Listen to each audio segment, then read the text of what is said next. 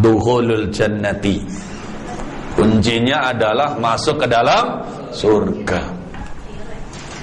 Wa tawabi'uhu minal amni minal fazil akbari, dan hal-hal yang mengikutinya minal amni dari aman, minal fazil akbari dari ketakutan yang sangat besar, fil arasati, ya, di dalam arasah maksudnya pelataran kiamat, di dalam saat-saat hari kiamat, wa tasjiril hisabi, dan mudahnya atau ringannya hisab, wa ghairi dzalika, dan selain daripada itu min umri akhirati salihati, dari urusan-urusan akhirat yang baik. Para sahabat sekalian, makanya gini, selain kita ya mengerahkan pikiran dan perasaan, mengerahkan ucapan dan perbuatan untuk meraih hasanah fid dunya, ingin punya badan yang sehat, selamat, punya rumah luas, punya istri cantik solehah, punya suami ganteng soleh, rizki luas, ilmu titelnya deret-deret, profesor, doktor, insinyur, dokter Andes, MA, MBA, almarhum itu yang paling terakhir itu. Ya alhamdulillah. Tapi jangan lupa program untuk masuk ke dalam surganya Allah Subhanahu wa. Kalau orang sering nyebut ridha Allah, memang itu. Cuma ridha Allah lebih tinggi lagi itu. Jadi kalau yang kita sebut ridha Allah malah tambah lebih di atas lagi itu pencapaiannya. Kalau nyebut masuk surga itu lebih umum, orang awam nyangkut gitu. Makanya Imam Ibnu Katsir menyebut yang pertama duhulul jannah, karena itu sesuatu yang lebih mudah dipaham oleh kebanyakan orang, karena tidak mungkin juga ada orang masuk surga kalau tidak diridhai oleh Allah Subhanahu wa taala. Makanya kita harus punya program itu juga. Dari pergerakan kita, mikir kita, merasanya kita, ngomongnya kita, berbuatnya kita ini harus ada yang program untuk masuk surga itu. Nah ini ngajinya kita ini, kumpulnya di sini menjadi kebaikan di dunia. Nah tulusnya niat kita akan jadi modal kita masuk ke dalam surga. Bab kalau orang datang kemari tapi niatannya anda enak saya sama Pak Yazid nanti kalau ketemu jadi riko, udah disuruh ngaji ndak mau. Ya dunianya baik sih, alhamdulillah. Akhiratnya nanti dulu. Masalahnya kan ada hadis Nabi, man salaka tariqan yaltamisu fi ilman sahalallahu lahu tariqan ilal jannah. Barang siapa menempuh jalan dalam rangka menuntut ilmu, Allah mudahkan jalan yang surga. Ini dari lantai 1 ke lantai 4 niatan menuntut ilmu, itu berarti jalan surga. Tapi kalau niatannya memenuhi undangannya Pak Yazid, tapi hatinya sebetulnya ndak ingin, tuh, cuman karena riko, ndak enak. Dunia dapat kebaikan, hubungan baik sama makhluk, tapi akhirat belum. Nah, itu makanya ngajinya kita, ngumpulnya itu jadi kebaikan di dunia. Tulusnya niat kita, ikhlasnya amal kita akan mengantarkan kita masuk ke dalam surga insyaallah di akhirat.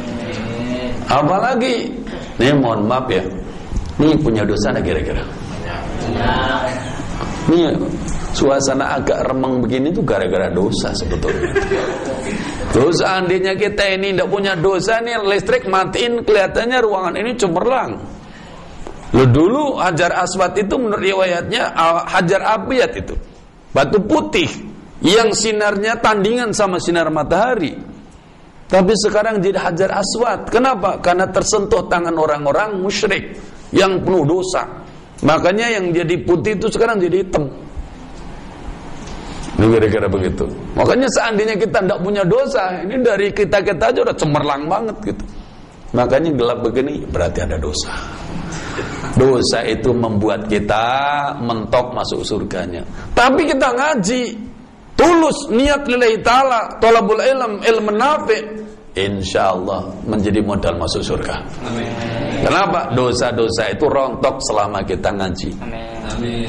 Hadisnya Rasul bersabda, thalabul ilmi faridatun 'ala kulli muslim wa inna talibal ilmi yastaghfiru lahu kullu syai'in hatta al-hitan fil bahr. Menuntut ilmu itu wajib bagi setiap orang Islam. Dan sesungguhnya penuntut ilmu dimohonkan ampun oleh setiap sesuatu, sampai-sampai ikan yang ada di lautan. Ini kita ngaji di sini nih. Ini dinding-dinding mohon ampun kepada kita. Yang nyender itu dindingnya ikut mohonkan, ya Allah ampuni ya Allah yang nyender sama saya ya Allah, gitu. Jadi gitu kira-kira itu. Ya Allah, saya ikhlaskan, harusnya pahalanya bagi dua sama saya, tapi saya ikhlaskan aja biar dia jangan ambil. Gitu. Sampai begitu tuh. Ini gorengan-gorengan mohonkan ampun untuk kita.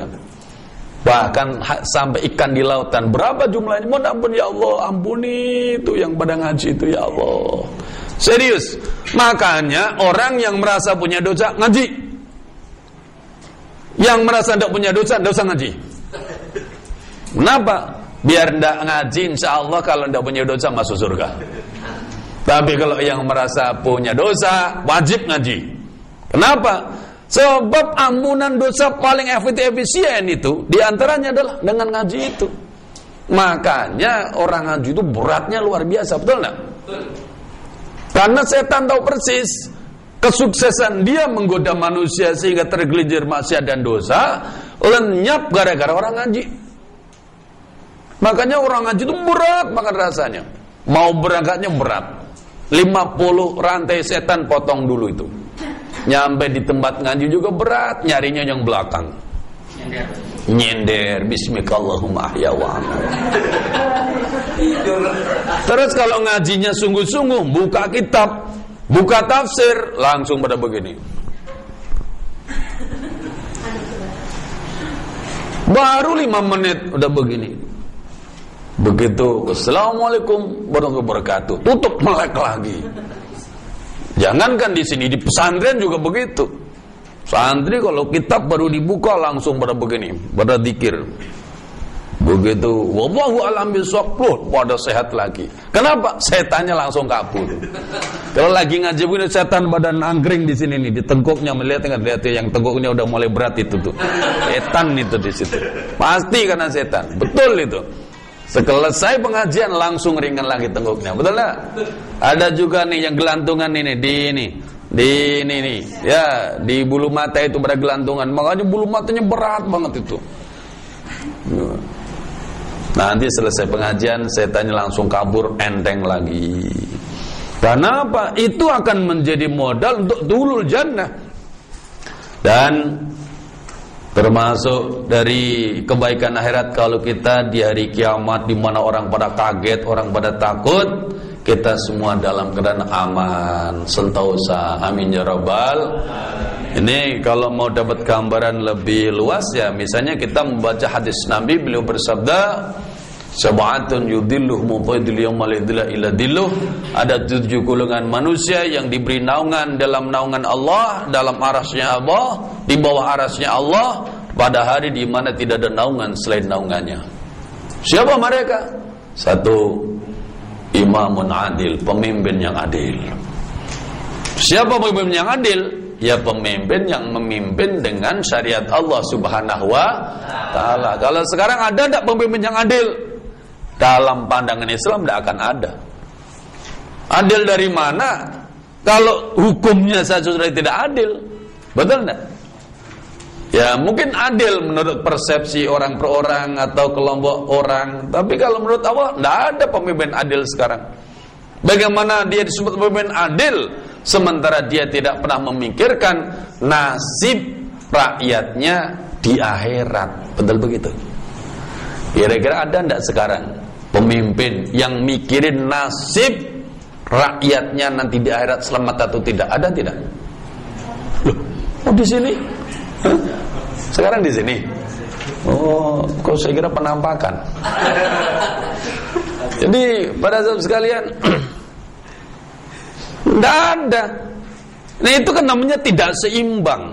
Kalau dalam Islam Rasulullah, para khalifah Abu Bakar, Umar, Utsman, Ali dan semuanya itu sebagai pemimpin itu juga memikirkan keselamatan rakyat di dunia, memikirkan keselamatan rakyat juga di akhirat. Itu baru adil namanya.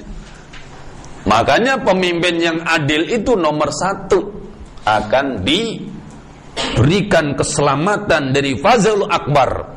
Ketika orang-orang semuanya di situ kepanasan karena matahari laksana di atas jidatnya, tenggelam dalam air keringat sendiri, 7 golongan manusia ini nyaman gitu. Pemimpin yang adil. Yang kedua siapa? Pemuda yang tumbuh dalam ibadah kepada Allah Subhanahu wa taala, syabun sya'bi ibadatillah. Kalau orang itu ahli ibadah sudah sepantasnya, sudah umurnya, tapi masih muda, di mana teman-temannya lagi ngokem-ngokemnya, dia tekun sekali itu, ya. Ini luar biasa. Makanya dia masuk itu golongan nomor 2. Yang ketiga siapa? Orang yang hatinya senantiasa terpaut dengan masjid. Mikirin masjid gimana biar masjid itu makmur. Kemudian yang ketiga siapa? Orang-orang yang saling mencintai karena Allah, berjumpa karena Allah, berpisah pun karena Allah. Yang kelima siapa? 5 adalah orang-orang yang dia berzikir kepada Allah dalam keadaan sepi sampai bercucuran air mata.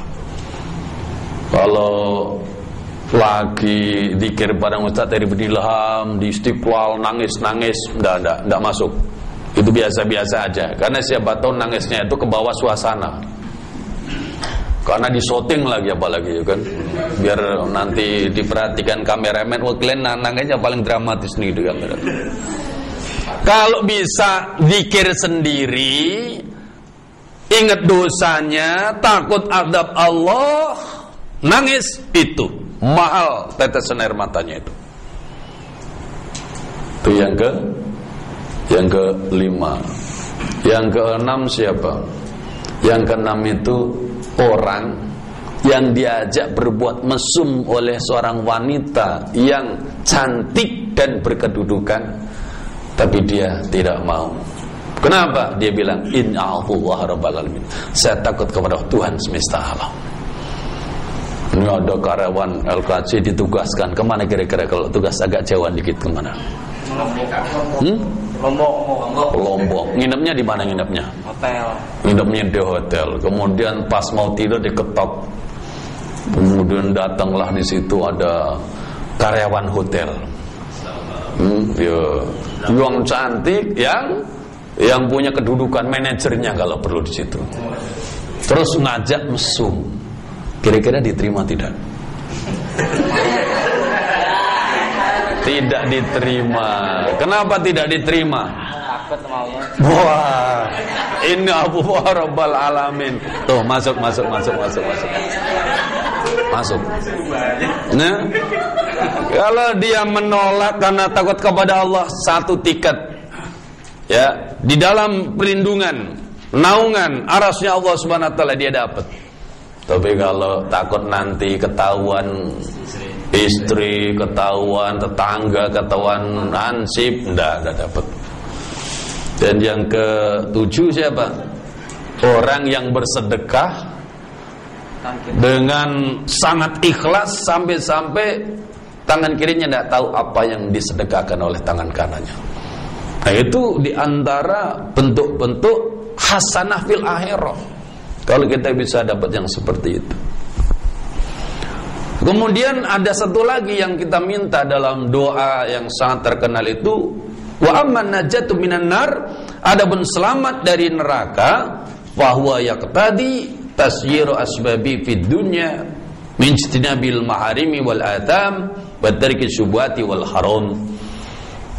Yang namanya keselamatan dari neraka. Kalau selamat dari nerakanya di akhirat, ya karena kita dimasukkan ke surga, otomatis tidak masuk ke dalam neraka. Atau kalau kita masuk surganya tertunda, berarti mampir dulu ke neraka. Tapi karena kita hidup di dunia, yang kita maksud dengan najata minan nar itu, realisasi di dunia apa?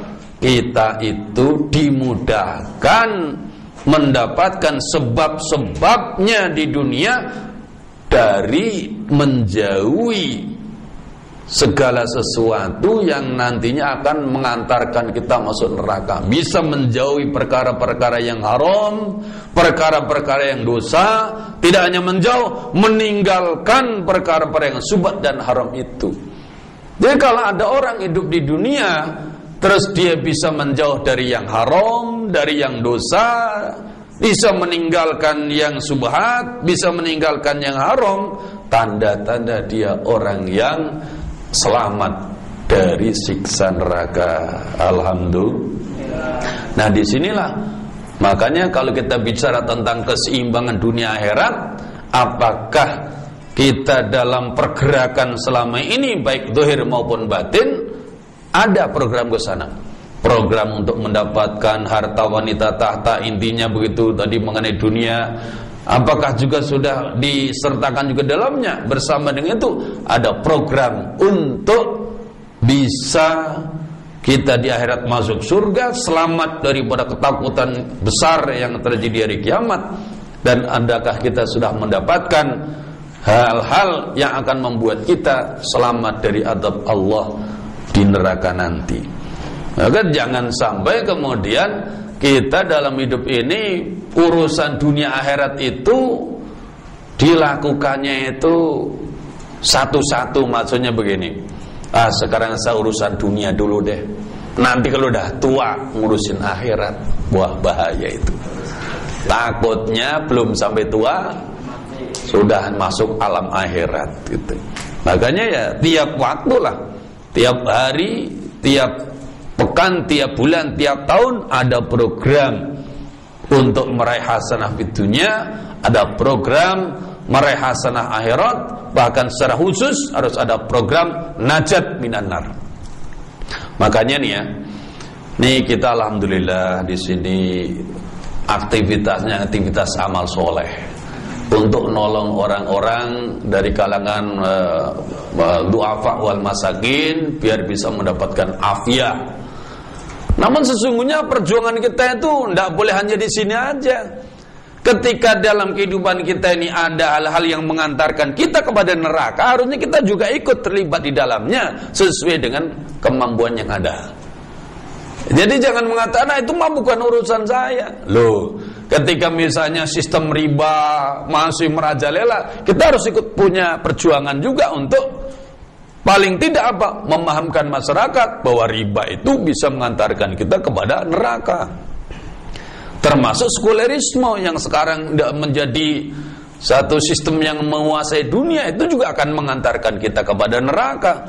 Sebab sekulerisme itu memisahkan antara ketaatan beragama dengan kehidupan. Saya ditanya santri ketika pas ngaji Quran, pas ngaji kitab Fathul Mu'in bab sumpah. Ustaz, gimana itu? Pejabat-pejabat kita itu kalau mau memangku jabatan kan disumpah. Pakai nyebut demi Allah, di belakang atasnya kasih mushaf Al-Quran. Tapi kok kemudian mereka begitu menjalankan kepemimpinannya pada tidak pakai hukum-hukum Allah, malah pada zalim, korupsi dan sebagainya. Nah, itu yang salah apanya? Apa sumpahnya yang salah gitu. Loh, sumpah itu bagian daripada ajaran agama.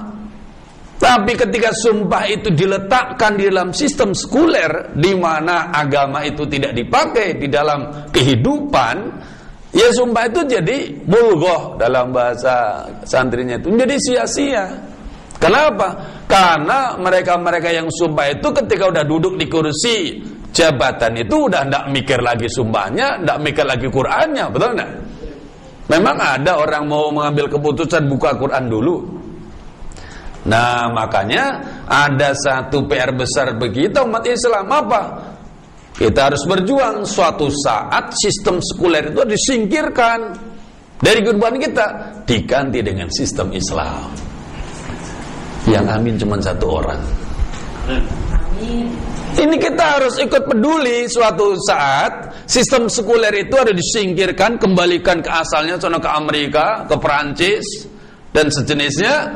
Kembalikan umat Islam ke asalnya, yaitu dengan sistem Islam. Supaya apa? Supaya kehidupan kita itu menyatu dengan agama, itu menyatu, baik ketika sendiri, berkeluarga, bermasyarakat, maupun berbangsa dan bernegara. seperti ikrar kita dalam salat, inna salati wa nusuki wa mahyaya wa mamati lillahi rabbil alamin. Saya tidak baca itu. Ya kalau tidak baca itu ya pas kita baca Fatihah, iyyaka na'budu wa iyyaka nasta'in. Sebab apa? Kita kan programnya fid dunya hasanah, ya akhirat hasanah. Ya, satu yang kadang kita lupa, kita juga punya program an-najat minan nar. Wan najata minan nar itu artinya segala sesuatu yang akan mengantarkan kita ke neraka di dunia ini harus kita tutup. Gitu loh. Fahimtum? Fahimna alhamdulillah. Jadi kalau ditanya fahimtum, jawab fahimna alhamdulillah. Kata kitab Talimun Talim, kalau orang ditanya fahimtum, fahimna alhamdulillah, itu kayak masukin sesuatu ke lemari, terus lemarinya ditutup, dikunci, tidak akan keluar-keluar lagi. Fahimtum, paham semuanya? Alhamdulillah kami paham. Berulang, pahamnya tidak hilang-hilang, jawab fahimtum? Wah, insya Allah tidak lupa-lupa lagi. Minimal sekarang ini tidak lupa gitu. Ini para saudara sekalian, ini kita mohon maaf ya, udah bertahun-tahun bergerak kelihatannya, tapi kenapa belum juga tercapai? Ya karena tidak tuntas gitu. Kebaikan dunia diperjuangkan, kadang kebaikan akhirat diperjuangkan, tapi yang akan menjerumuskan ke neraka tetap menganga-kan, bahaya juga. Karena dengan adanya sistem sekuler itu, walaupun kita ahli ibadah, pas menjelang mati lagi melakukan perbuatan maksiat itu, dan kemudian su'ul khotimah, naudzubillah min dzalik. Kata, kalau kita membaca hadis Nabi kan ada tuh hadis yang sangat terkenal, ada orang dari kecil melakukan amal-amal ahli surga, tapi dia udah keduluan tulisan ahli neraka, mau mati melakukan perbuatan neraka, akhirnya dia sul khotimah, masuk ke dalam neraka. Ada orang yang memang dari kecilnya tuh melakukan amalan ahli neraka, tapi dia telah tertulis sebagai ahli surga. Mau mati tobat dulu, akhirnya husnul khotimah. Nah, ini memberikan kepada kita satu peringatan, walaupun kita sudah ahli ibadah, ahli taat, jangan tepuk dada dulu, jangan busungkan dada dulu. Kenapa? Kita belum tahu akhirnya. Dan yang sering membuat kita tergelincir adalah sistem hidup yang sekuler itu. Contohnya, mohon maaf nih ya, kita sekarang ini di seluruh dunia, orang Islam itu bahkan sampai pun di Timur Tengah itu semua orang nyebut-nyebut demokrasi, betul nggak? Demokrasi. Padahal demokrasi itu sendiri dari mana asal muasalnya? Saya beberapa waktu yang lalu ikut audiensi dengan para kiai ke DPR, ke Pansus dan juga ke fraksi. Nah, di sana saya temukan majalah yang diterbitkan oleh kantor DPR MPR. Di sana dimuat, di antaranya adalah pidatonya Pak Priyo Budi Santoso ketika ceramah di depan mahasiswa UGM. Saya masih simpen sama majalah itu. Dia mengatakan apa? Adik-adik semuanya, para calon penerus bangsa, demokrasi di Indonesia ini, di negeri kita ini adalah demokrasi yang paling mirip dengan demokrasi Yunani kuno. Jadi ternyata semua juga udah tahu demokrasi itu asal muasalnya dari Yunani kuno. Terus kita mengadopsi demokrasi itu, kita terapkan. Nah, ngomong-ngomong Yunani kuno itu orangnya agamanya apa? Yang disembah siapa?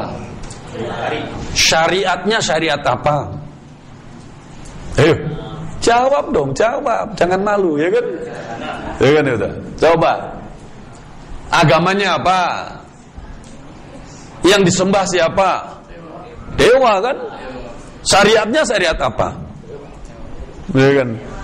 Nah kemudian sekarang dengan bangganya ini orang di depan mahasiswa, dan saya lihat fotonya kerudungan itu, perempuannya mayoritas kerudungan, mahasiswa UGM itu. Jadi nih pada saat sekalian ya, ini jangan keras-keras, tapi di syuting ya, di Eropa. Jadi gini, Indonesia enggak perlu disensor, enggak apa-apa, tayangkan aja. Indonesia itu sesungguhnya satu negeri yang dapat rahmat Allah yang luar biasa. Kenapa? Ini negeri ini sesungguhnya negeri yang diamani Allah, Islam. Saya kemarin baru dari Arab Saudi. Saya lihat tayangan di sana, ada di TV itu Arab Idol. Arab Idol itu sebenarnya kan idol-idolan itu kan dari Amerika, itu kan. American Idol, Indonesian Idol, sana bikin juga Arab Idol. Cuman walaupun itu Arab, dari Saudi, dari Aljazair, dari Tunisia, dari Mesir, dari Palestina, dari Suriah, itu tidak ada satupun yang kelihatan wajah Islamnya. Udah benar-benar Eropa. Walaupun yang dinyanyikan nyanyian berbahasa Arab. Jurinya tidak ada yang tampak Islamnya, penontonnya pun tidak ada yang tampak Islamnya, yang kerudungan pun hampir-hampir tidak ada. Tapi di Indonesia itu jiwa Islam itu tampak sampai pun di tempat-tempat kefasikan. Dulu pernah diadakan kan di SCTV itu ini lomba vokal grup atau boy band atau boy girl gitu.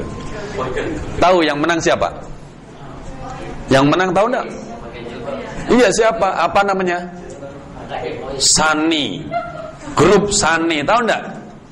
Sani grupnya itu dari Jawa Timur, kerudungan semuanya. Betul enggak? Yang jadi mentornya adalah Dewi Sandra. Nah, kebetulan saya ngaji di rumahnya Dewi Sandra itu. Sekarang dia udah kerudungan dan mau ngaji. Saya tanya ke Dewi Sandra itu, gimana itu Saninya itu? Menang kok terus tidak muncul-muncul lagi gitu. Sesungguhnya begini, masyarakat Indonesia ini masih punya kecintaan kepada Islam, bahkan kepada simbol-simbol Islam. Makanya sampai-sampai yang menang juara 1 di SCTV saja itu yang kerudungan. Jadi artis, jadi penyanyi kerudungan tidak akan membuat orang yang tadinya suka suara dia jadi benci, tidak ada ceritanya. Malah tambah suka, betul enggak? Sampai pun yang dangdut kok, yang dangdutan dulu siapa tuh yang menang dangdut itu? Hah? Ya, yang kerudungan kan ada itu. Gita KDI. Wah. Ini geger karena gitanya atau karena apanya itu? Nah, saya mencermati betapa ini gini loh. Sampai pun di dunia dangdut ada penyanyi dangdut kerudungan, tidak membuat orang kemudian benci sama dia, tapi malah salut gitu loh. Nah, sekarang X Factor.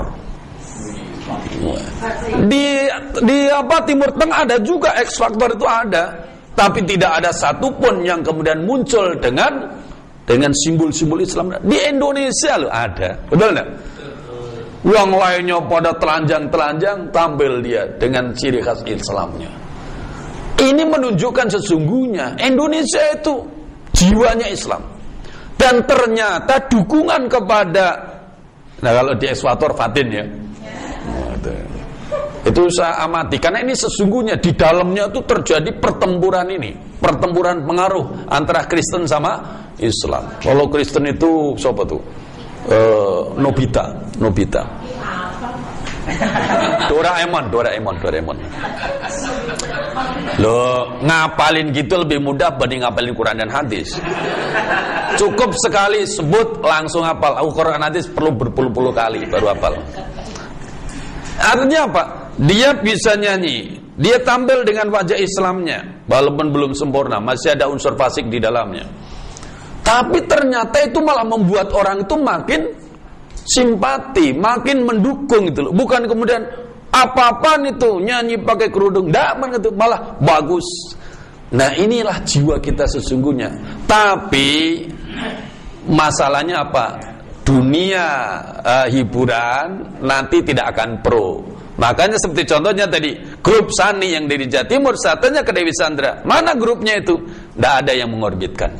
Kenapa? Yang punya rekaman tidak mau merekam suaranya. Kenapa? Yang punya rekaman kebanyakan orang kafir. Tidak ingin ada artis yang mewarnai dunia hiburan dengan membawa keislamannya, sehingga nanti suasana dunia hiburan pun agak lebih punya moral lah, ibarat begitu. Yang telanjang itulah yang diorbitkan. Nah, jadi artinya apa? Sesungguhnya jiwa kita umat Islam Indonesia ini masih bagus. Rusaknya oleh sistem dan kepemimpinan. Betul begitu? Disinilah maka pada saat sekalian, tadi saya katakan harusnya kita peduli nih, agar suatu ketika sistem Islam itu bisa tegak, sehingga klop antara jiwa kita yang memang jiwa Islam dengan sistem Islam, jadilah kekuatan yang tidak tertandingi. Sekarang kenapa umat Islam kocar-kacir? Jiwanya Islam, tapi sistem hidupnya sekuler. Ya mana pernah punya kekuatan, kan gitu. Para saat makanya doa Rabbana Atina dan seterusnya itu merupakan doa yang luar biasa dan dianjurkan oleh Rasulullah Sallallahu Alaihi Wasallam. Di dalam melanjutan kajian kita ini juga ada keterangan seperti itu. Baik, mungkin waktunya terbatas. Ada yang mau bertanya, silakan.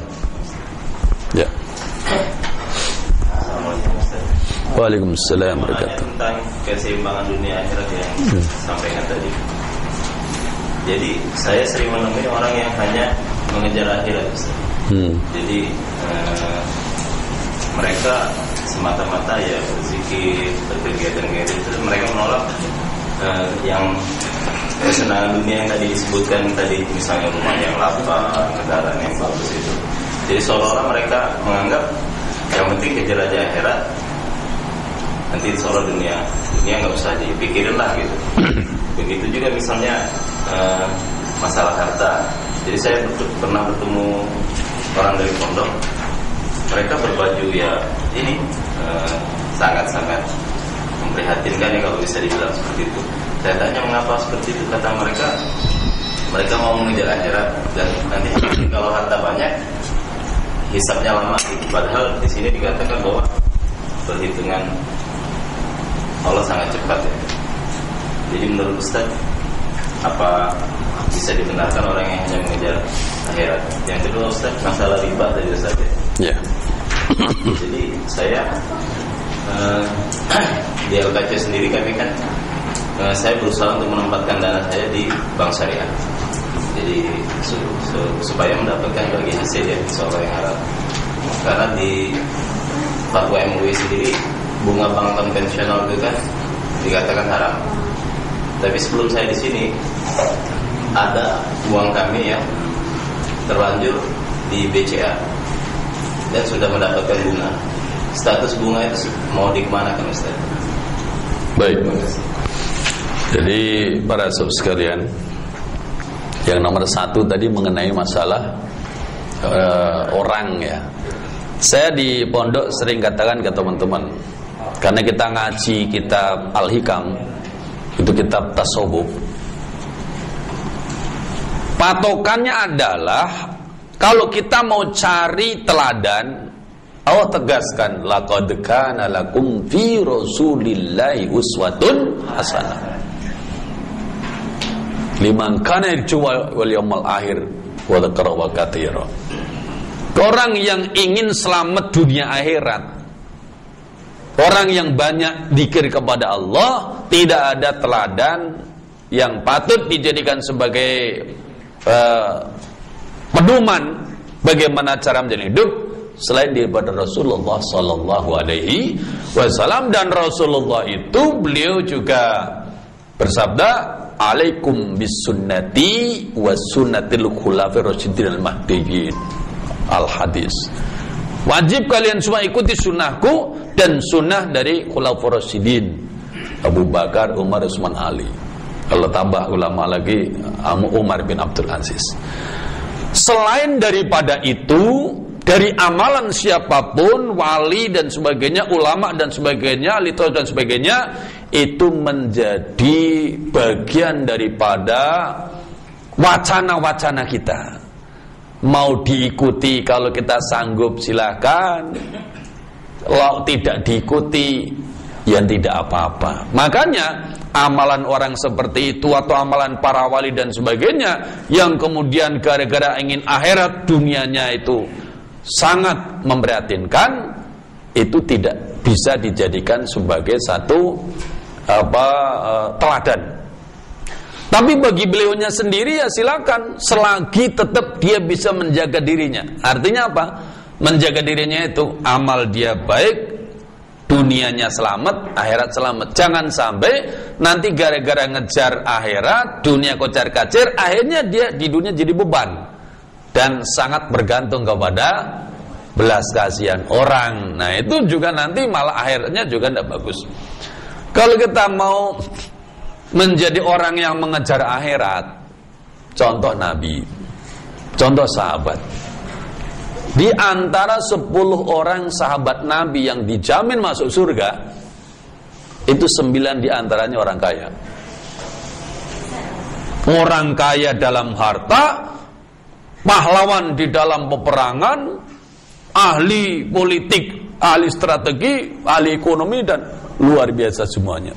Jadi kalau niatannya biar akhirat selamat, dapat surga, dapat ridha Allah, tidak harus dengan cara membuat dunia kita menjadi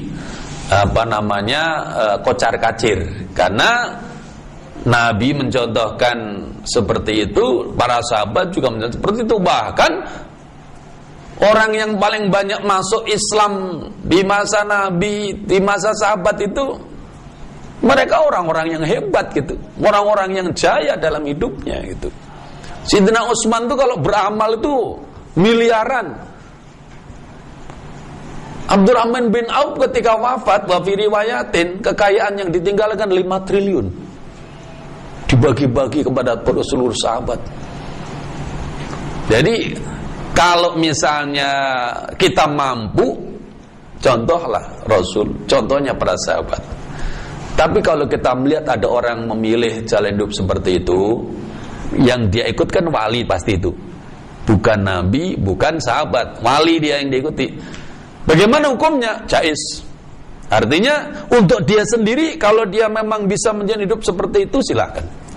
Tapi tidak bisa dijadikan sebagai teladan bagi semua orang Islam, karena kita tidak pernah disuruh untuk berteladan kepada selain Rasulullah sallallahu alaihi wasallam dan orang-orang yang disebut Rasul sebagai teladan, misalnya Khulafaur Rasyidin.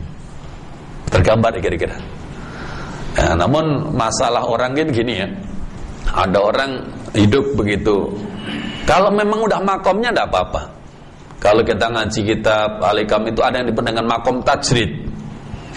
Makom itu ada 2, makom kasab umumnya orang yang kerja atau usaha untuk kehidupannya, tampak sekali dari pergerakannya itu. Ada juga yang tajrid. Tajrid itu di mana dia hidupnya ibadah aja. Tapi kalau dia memang udah makomnya, itu biarpun dia menurut dohir kita tidak kerja, hidupnya cukup, bahkan bisa lebih. Silakan yang kayak gini. Tapi kalau orang gara-gara hidup dunia, gara-gara mau ngejar akhirat, kerjaannya sholat, wirid, doa, ngaji, ini itu, tapi hidupnya di dunianya itu kocar-kacir, sesungguhnya dia belum. Kalau dalam kitab Al-Hikam, Imam telah menyatakan iradatuka tajrida ma'ikomatali ta'ala fil asbab minasyahwatil khafiyah. Kehendakmu untuk tajrid cuman ibadah aja, tidak mau kerja, tidak mau usaha, sementara Allah masih menempatkan kamu dalam makom asbab, itu sebenarnya syahwat yang tersembunyi. Ya, dengan dia tidak kerja, dia tidak usah, hidupnya kocar-kacir, tapi ngeyel aja, mau tetap begitu. Anak istri tidak tercukupi, kehidupan di tengah masyarakat, dia jadi bahan gunjingan, belum sesungguhnya. Itu syahwat. Sebaliknya, wa iradatukal asbab ma'ikomatil talafi tajrid ini totun min himal ayah min hitotun min himatil aliyah. Kehendakmu untuk asbab, sementara kamu udah ditempatkan Allah di makom tajrid, itu namanya turun di derajat yang tinggi. Ada orang dengan dia selama ini ibadah, dakwah, berjuang di jalan Allah, oleh Allah dicukupi. Orang lain punya rumah, orang lain punya kendaraan, orang lain haji umroh, orang lain makan, orang lain minum, orang lain tidur. Bahkan kadang dia punya lebih, bisa ngamal sama orang. Bikin perusahaan, beli tanah, kemudian bertani, sampai akhirnya kemudian pas sholat mulai keingetan tentang rekapitulasi perusahaan. Ini hama dan sebagainya. Jadi ibadahnya jadi terganggu. Itu namanya turun dari yang tinggi. Maka kenalilah diri kita baik-baik. Nabi bersabda, man arafa nafsahu faqad arafa rabbah. Nah, kita itu gimana kira-kira kedudukannya? Jangan sampai menempati makom orang. Kemudian mengenai masalah riba. Nah, ini keterkaitannya dengan masalah sistem ya. Makanya kita sekarang masih terkungkung itu. Hati kita meyakini bahwa sistem syariah itulah yang hak dan terbukti berkah. Dunia perbankan pun mengakui sistem perbankan syariah itu lebih tahan terhadap krisis. Tapi jiwa sekuler kita masih tetap aja, sehingga bank konvensional juga masih tetap diizinkan, bahkan mungkin malah yang tetap menjadi utama. Nah, harusnya kalau kita udah yakin bank syariah itu eksis, berkah, bahkan non muslim pun saya lihat udah banyak juga yang saya kalau ke BSM misalnya itu saya lihat juga banyak orang-orang, mungkin apakah mereka udah mau Islam atau tidak ya, orang-orang Cina itu banyak juga yang dia menjadi nasabah bank syariah. Atau bahkan di Inggris sendiri juga banyak orang-orang Inggris yang belum Islam masih juga lebih senang dia bertransaksi di bank syariah. Tapi kenapa bank konvensional masih juga dibiarkan? Padahal semua orang tahu, bahkan difatwakan itu haram. Makanya bagi kita yang mau benar-benar islami, mau bersih, untuk bank-bank konvensional ya hanya sebagai jalur transaksi. Tapi apa yang dia dapatkan dari situ tidak diambil untuknya. Kalaupun ada, diamalkan untuk yang lain gitu, untuk kepentingan umum atau apa gitu. Boleh diamalkan.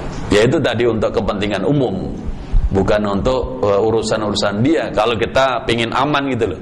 Contohnya? Contoh misalnya bagi hasilnya untuk perbaiki pengaspalan jalan umum, jembatan dan sebagainya. Sehingga dia tetap mengambil pokoknya. Dan sebagian orang soleh begitu saya lihat. Orang-orang yang soleh, ya dia karena ada bank-bank konvensional, tapi karena jaringan yang luas membuat dia mudah transaksi. Dia di situ cuma sebagai ibaratkan jembatan atau jalan perputaran uang dia, tapi segala bentuk bonus atau apalah istilahnya bunga itu dia tidak ambil. Ya kalaupun diambil kemudian disalurkan untuk tempat-tempat umum. Itu ihtiyat kita gitu. Ya kalau mau yang benar harusnya tutup bank konvensional itu dan perbesar bank syariah dan lengkapi fasilitasnya. Baik, habis waktunya. Ya, satu silakan. Waalaikumsalam warahmatullahi wabarakatuh. Saya pernah dengar dan mungkin dulu ya Pak, katanya surga itu mayoritas perempuan, neraka itu mayoritas perempuan. Sekarang ada istilah surga neraka lagi ibu, itu karena mungkin sakit dan mungkin sakit dari orang tua dan itu berat, maka pahalanya banyak. Nah, yang saya tanyakan,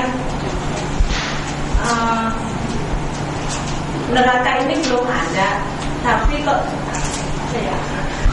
Sudah ada. Mau nengok. Surga udah ada. Maksudnya, kalau sampai Allah bilang banyak perempuan yang masuk neraka, sedangkan pahala perempuan itu juga banyak. Bagaimana bisa seperti itu? Apa itu memang sudah ketentuan dari Allah bahwa perempuan baik jadi neraka? Berapa menit waktunya nih untuk jawab? Fleksibel. Ini penting nih. Jadi gini, Sebelum masalah perempuan, kita bicara dulu begini. Dalam Quran ada ayatnya, walaqad dara'na li jahannama katsiran minal jinni wal ins. Allah Ta'ala berfirman, dan aku telah ciptakan, aku telah siapkan untuk menjadi penghuni jahanam kebanyakan dari jin dan manusia. Kita hidup ini tidak sendiri, ada golongan jin, ada golongan manusia. Kalau malaikat bidadari udah pasti surganya. Yang akan nasibnya ditentukan nanti itu adalah golongan jin dan manusia. Dari sekian banyak jin dan manusia yang hidup di akhirat nanti, kebanyakannya manusia masuk neraka, kebanyakannya jin masuk neraka. Ada tidak manusia masuk surga? Ada, sedikit. Ada tidak jin masuk surga? Ada, sedikit. Nah, tapi kalau kita sudah bicara tentang sedikit manusia masuk surga, kita itu harusnya faham bahwa kita ini adalah orang-orang yang akan calon surga itu, gitu loh. Loh, kenapa kok yang di neraka banyak? Karena semua orang kafir itu neraka. Sementara sekarang saja, ngitung sekarang, umpamanya sekarang jumlah manusia itu 6 miliar, itu yang 4,5 miliar itu kafir, 1,5 miliar yang Islam. Itu ngitung gampangnya, sebetulnya tidak segitu sih, ada rincian lebih dalam lagi. Ngitung gampangnya itu 4,5 miliar masuk neraka, 1,5 miliar masuk surga. Banyakan mana? Dari jatah orang kafir saja itu udah, neraka itu udah banyak banget penghuninya. Yang masuk surga sedikit, cuman 1,5 miliar. Makanya kalau ada orang Islam masuk ke neraka, itu orang Islam itu benar-benar ngawur tuh. Orang Islam masuk neraka ngawur. Kenapa? Loh, itu tempat kaplingnya orang kafir, dia nyeruduk juga ke situ itu. Kata orang kafir, kamu itu gimana tuh? Kita itu udah ada sempit di sini, masih ke sini juga kan gitu. Oh, Fir'aun marah itu. Kilo kami udah sempit begini masih juga ke sini. Kamu kan jatahnya surga kan gitu. Nabi bersabda begitu, kullu ummati yadkhulunal jannah. Semua umatku masuk surga. Illa man aba, kecuali orang yang tidak mau gitu. Nah, kemudian kita masuk ke neraka, ya kan? Lihat, oh ternyata kebanyakan di sana perempuan. Pertama, yang di neraka itu perempuan-perempuan kafir, Madonna CS. Nomor 1 itu. Dan itu banyak atau dikit? Banyak. Lihat para artis-artis Eropa, Amerika, Inggris dan sebagaimana gayanya. Dari kelakuannya udah pantas sekali masuk neraka, betul enggak? Masya Allah. Nah, ada juga di antara perempuan-perempuan yang beragama Islam yang ngawur, nimbrung juga dia ke neraka gitu loh. Tapi insya Allah yang di sini masuk surga semuanya. Jadi artinya, di surga, di neraka itu banyak wanita, memang betul. Jumlah kaum wanita juga lebih banyak, itu loh. Di samping dosanya kaum wanita lebih banyak juga.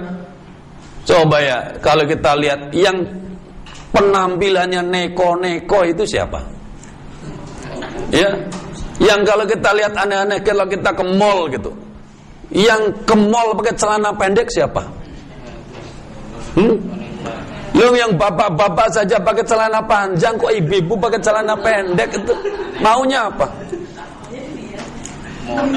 Saya lihat di TV ada acara ini balapan pakai mobil apa tuh, mobil Jeep zaman duluan itu. Yang laki-laki pakai celana jeans, yang perempuan celana pendek. Padahal mau balapan yang kemungkinan bisa jungkel dan sebagainya. Itu kayak begitu banyak atau dikit? Nah, itulah calon neraka itu. Tapi yang begini insya Allah calon surga. Jadi kalau yang masih prihatin, ya Allah di penghuni neraka banyak perempuan, ya Allah selamat, insya Allah masuk surga. Itu yang masuk neraka itu yang tidak pernah mikirin yang kayak begitu. Ya pakai celana pendek, anteng. Nih saya di rumah itu bikin PAUD. Saya syaratkan masukin anaknya ke PAUD Darul Wahid, yang jemput, yang mengantarkan busana muslimah. Bapaknya ya busana muslim. Ada ibu-ibu kalau jemput anaknya itu pakai celana pendek, sehingga tidak berani masuk ke pondok. Dia di halaman. Tapi ketahuan juga, ditegur. Di sini itu aturannya begitu. Apa yang terjadi? Dia mending anaknya dicabut daripada pakai busana muslimah. Tuh perempuan itu, perempuan, wanita itu ada kayak begitu. Ayu-ayu ora, mulus-mulus ora, ya kan? Ya sehari ini pantesan, betul enggak? Siapa lagi siapa tahu? Laura Basuki gitu lah. Memang hidupnya dari situ. Kerjaannya perawatan tubuh, sebulan ngabisin 5 juta. Lah dia 5 juta aja enggak punya. Cuman pengen kayak artis. Itu wanita, dan itu banyak banget ABG yang sok ngartis itu banyak banget. Ya, Masya Allah. Jadi dari kelakuannya aja itu wanita itu, Masya Allah, pantas masuk neraka itu. Tapi insya Allah yang gini masuk surga. Jadi gini, kalau ada wanita protes kenapa banyak wanita masuk ke dalam neraka, cobalah pandang ya. Pandang itu kaum wanita itu, Masya Allah, Masya Allah. Ibu kita Kartini itu sekarang diperingatikan dari lahirnya. Tapi berapa banyak wanita yang sesungguhnya kalau ketemu Ibu Kartini pasti dimarahi. Saya tidak begitu. Siapa yang menganjurkan bahwa peringatan Hari Kartini itu artinya pakai konde, itu siapa? Hari Kartini artinya pakai kebaya, kata siapa? Ibu Kartini itulah wanita Jawa dari kalangan ningrat yang meminta kepada Kiai Soleh Darat terjemahkan Quran ke dalam bahasa Jawa biar bisa dipahami, tidak hanya dibaca mana, dibaca lafaz-lafaznya. Jadi kala itu Quran itu kan tidak ada yang berani menterjemah, sehingga yang tahu isi Quran cuma para kiai. Ketika Ibu Kartini itu mendengar ada seorang wanita membaca Quran, didengar indah sekali, ditanya, Mbak Yu tahu enggak apa maknanya? Tadi yang dibaca indah sekali itu suaranya, alangkah indahnya maknanya, kata Raden Kartini. Enggak tahu Raden Ajeng. Nah akhirnya kemudian Raden Ajeng Kartini ini datang ke Kiai Soleh Darat. Kiai, bagaimana ini? Apakah Quran itu enggak boleh dipahami? Akhirnya kemudian setelah didesak Raden Ajeng Kartini, beliau menerjemah Quran, tapi belum sempat selesai, udah wafat. Dan artinya Raden Ajeng Kartini itu lagi proses menjadi seorang muslimah sejati, lagi mulai belajar Quran dan terjemahnya. Beliau pun kemudian wafat di usia yang masih muda kan? Berapa tahun? 25 tahun. Sesungguhnya Ibu Kartini itu seorang muslimah yang memperjuangkan tegaknya Islam, tegaknya hukum Quran. Setelah beliau perhatikan betapa banyak orang Islam baca Quran tidak tahu maknanya. Bahkan ibaratkan kalau orang Jawa mulai bisa tahu makna Quran, barokah dari terjemahannya Kiai Soleh Darat Semarang, maka beliau pun melakukan karena desakan Raden Ajeng Kartini. Tapi sekarang ada aktivis perempuan yang dalilnya Kartinian, terus dia kemudian sadar bahwa sesungguhnya perjuangan Raden itu begitu, bukan sekedar memperjuangkan apa itu. Paham tuh? Alhamdulillah. Mohon maaf para sahabat sekalian atas sekadar kurang berkenan. Ya, mari kita akhiri dengan sejenak berdoa. Al-Fatihah. A'udzubillahi minasyaitonir rajim. Bismillahirrahmanirrahim. Alhamdulillahirabbil alamin arrahmanir rahim maliki yaumiddin. Iyyaka na'budu wa iyyaka nasta'in ihdinas siratal mustaqim siratal ladzina an'amta 'alaihim ghairil maghdubi 'alaihim waladdallin. A'udzu billahi minasyaitonir rajim. Bismillahirrahmanirrahim. Alhamdulillah hamdan yukafi wa yukafi mazidah. Ya Rabbana lakal hamdu kama yanbaghi wajhika 'azim sultanik. Allahumma shalli ala sayyidina Muhammadin salatan tuwassilu arzaq wa tuwassilu alaihi wasallim. Allahumma inna ala dzikrika wa syukrika wa husni ibadatik. Ya Allah, tolong dan bimbinglah kami semuanya agar bisa menjadi ahli zikir, ingat kepada-Mu setiap saat, mampu mensyukuri segala karunia nikmat-Mu, sanggup bersabar atas segala ujian yang datang dari-Mu, ridho dengan segala kata ketentuan takdirmu dan bisa mempersembahkan amal ibadah terbaik kami ya Allah. Ampunilah dosa-dosa kami, dosa kedua orang tua kami, dosa guru-guru kami, dosa orang-orang telah berjasa di dalam kami, dosa saudara-saudara kami dan mukminat muslim dan muslimat yang masih hidup maupun sudah wafat. Ya Allah, berikanlah kepada kami kebaikan dunia dan kebaikan akhirat dan selamatkan kami dari azab neraka ya Allah.